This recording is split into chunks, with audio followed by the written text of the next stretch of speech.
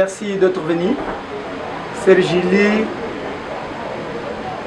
qui avait projeté la marche en ces jours, c'était une marche de protestation contre la décision qui a été prise par le Sénat, rejetant le réquisitoire du procureur général près la Cour constitutionnelle, sollicitant la levée des immunités du sénateur Matata Ponyo ainsi que les autres. Nous sommes au regret de constater que cette chambre, qui est une chambre composée de sages, a déçu le peuple congolais, surtout nous, Sergili.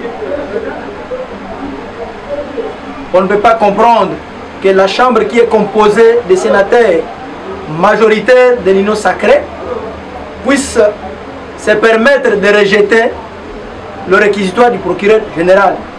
C'est pour vous dire que la justice congolaise s'est arrêtée à la porte du Sénat.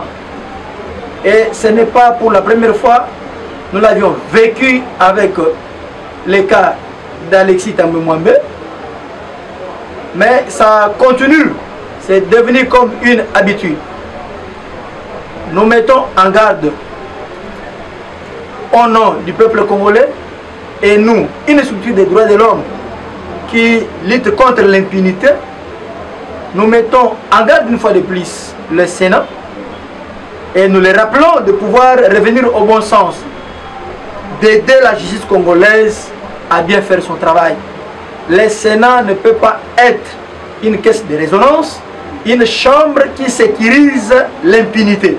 Là, nous devons décrire.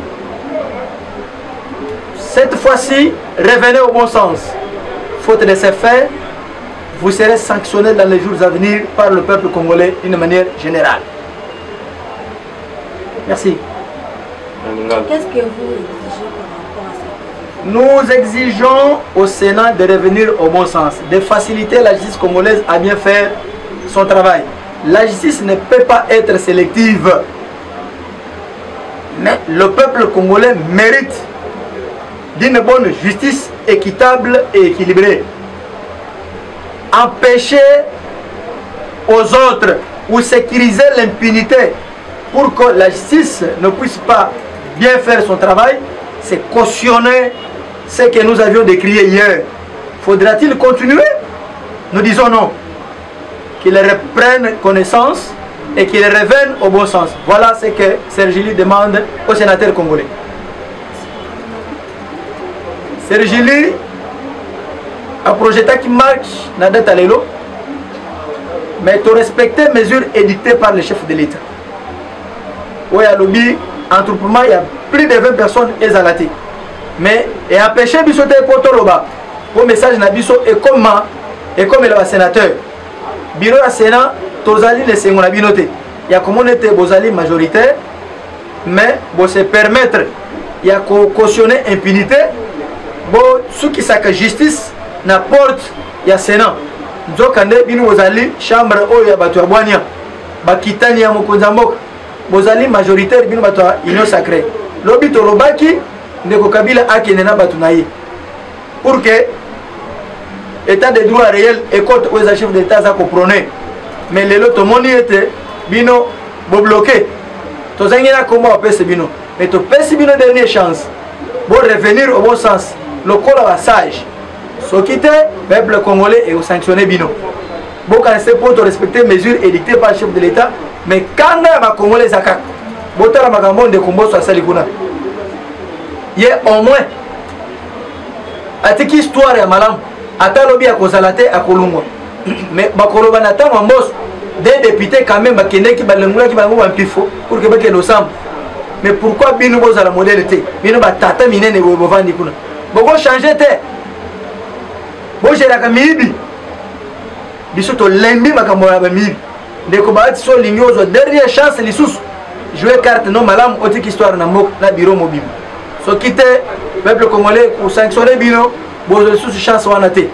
Tu respecter les mesures édictées par le chef de l'État pour tout ça, tu as mis beko, n'est pas tout aussi. Mais bon, bon, ce qui était en malo, tu connais tout. N'a pas si que vous vendez à Kawana dans le Parlement.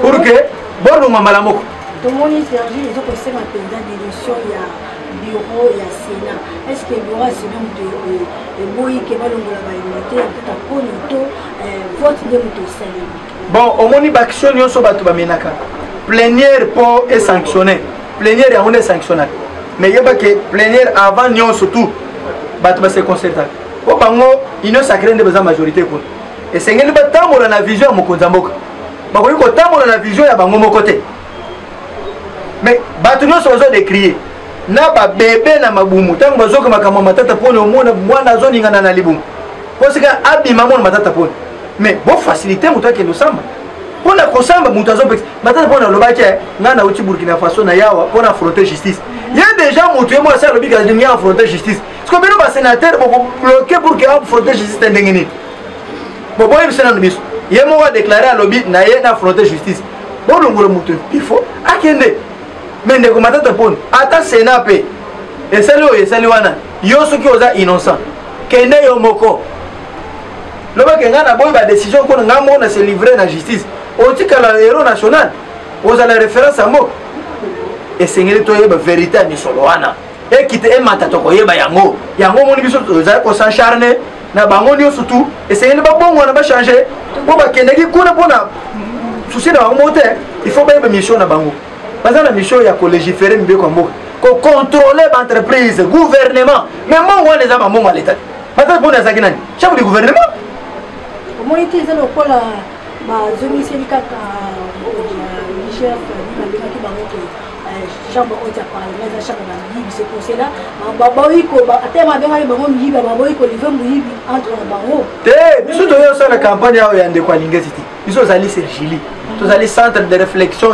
juridique de la lutte contre l'impunité biso tozali na baobjectif na biso ndeko Jules Alingesi azali na bamission na ye ye en tant que inspecteur général ya IGF biso toyosalela ye awa campagne na ye te biso tozoloba oyo biso sergili toconstate oyo conformément na baobjectif na biso mais oyo ndeko alobaki ezali presque ndenge moko na oyo tozali kovivre lelo adénonçaki adécriaki yango esengeli basénateur bachange soki bochange te bobanda kodémissionne avant ke biso toye na sénat lelo bobiki mpona mesure oyo chef de l'État soki alobaka bamesure wana te avant data lelo mbele omoni biso lelo tokebisi bino ezala mbala liboso mpe ya suka parce que boza au service ya peuple congolais nkita wana eza nkita ya bacongolais eza nkita ya motu te soki ya bino tokolobela yango te mais lokola eza bomengo ya mboka tokoloba bochange soki bokoki te bodémissionne d'ailleurs mpe sénat wana ezolongo mpe kala te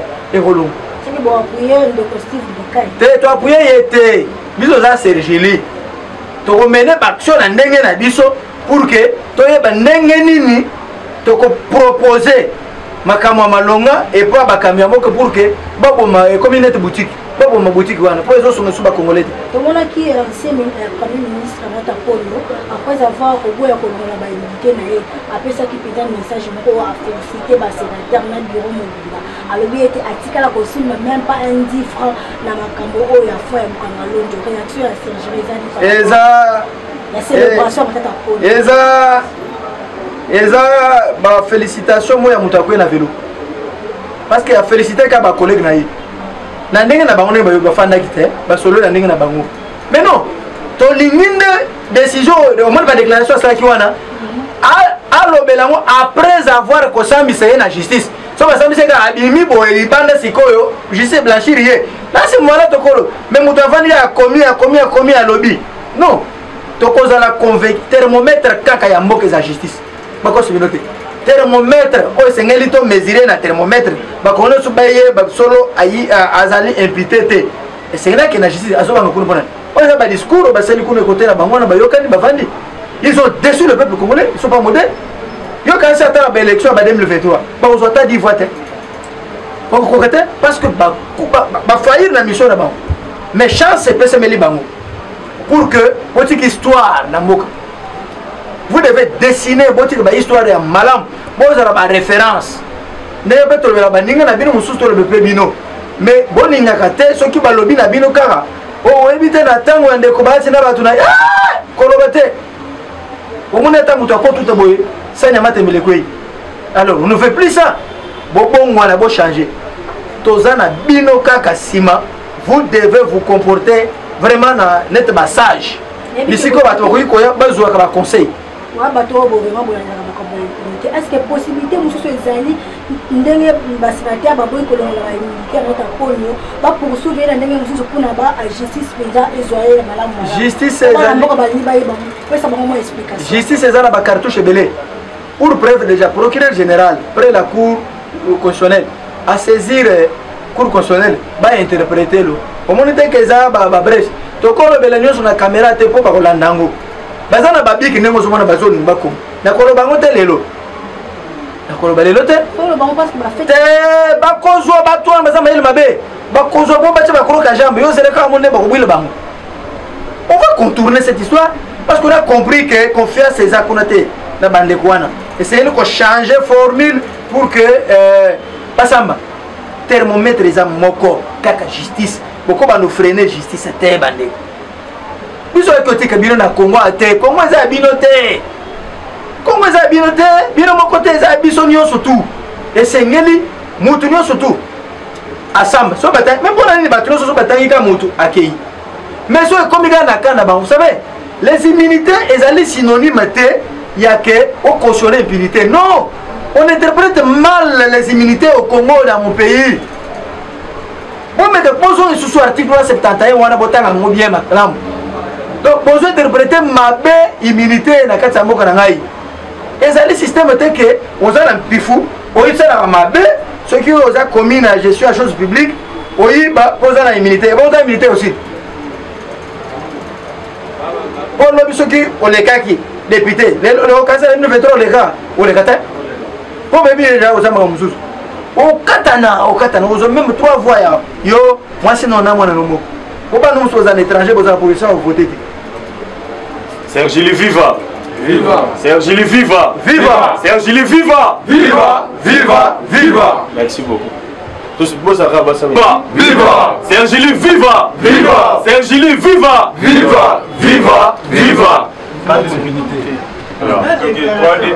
Sergili viva! Viva! Sergili viva! Viva! Sergili viva! Viva! Viva! Viva! Pas d'impunité. Amen. Amen.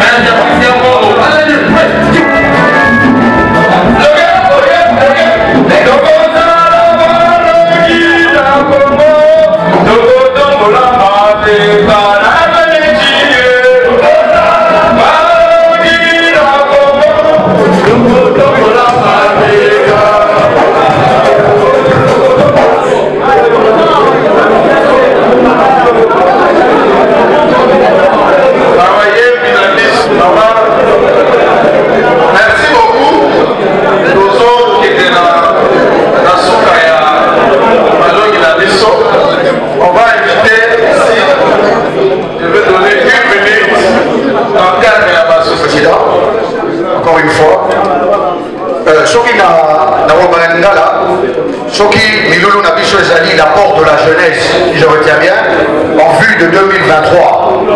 Et c'est qu'il été l'adversaire politique Nabiso, Bazali, Olembisa Komba na Bangote. Torobimisa la stratégie na Kombo ya l'association, mais il est important. La présence, il y a Mokondi Nabiso, le secrétaire général, le général 5 étoiles, Billy Kambale. Ba parti Moussoussou, na ba plateforme Moussoussou, basalaki ba AAA, ba BBB.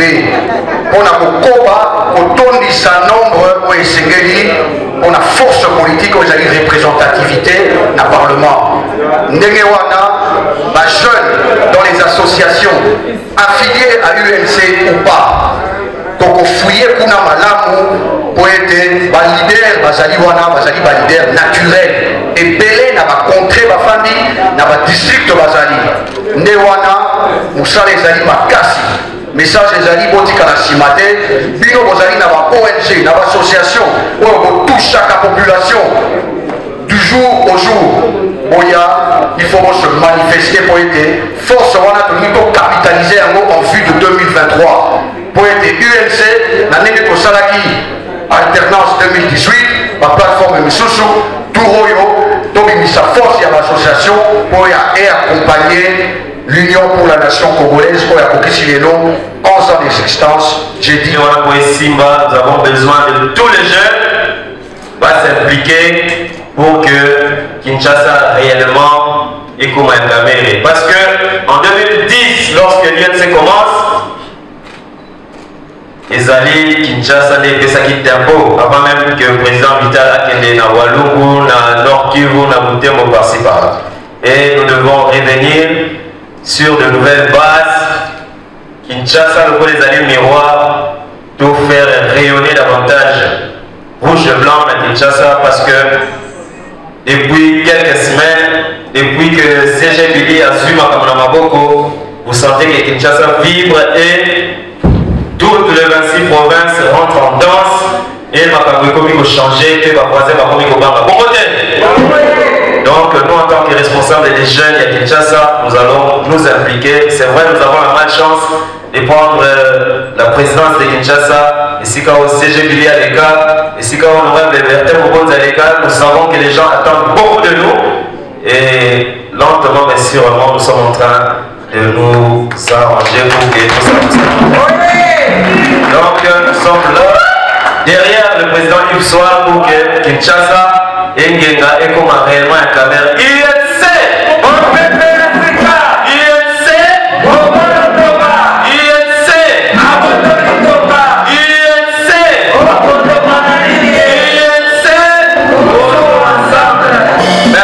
merci président Ili.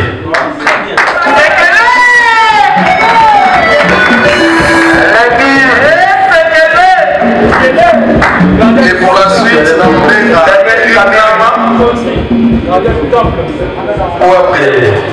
ambassadeur Henri Soir, je vais demander au coordonnateur Séléba, il gère la mobilisation et propagande.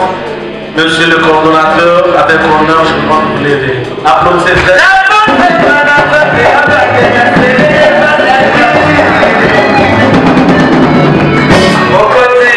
Après le coordonnateur national de la mobilisation et propagande, merci. Ayant présenté tout le monde, nous demandons à l'assistant d'applaudissements et de partage à l'occasion du 11e anniversaire de notre parti. Je vous remercie. Tchikitsa, tchikitsa.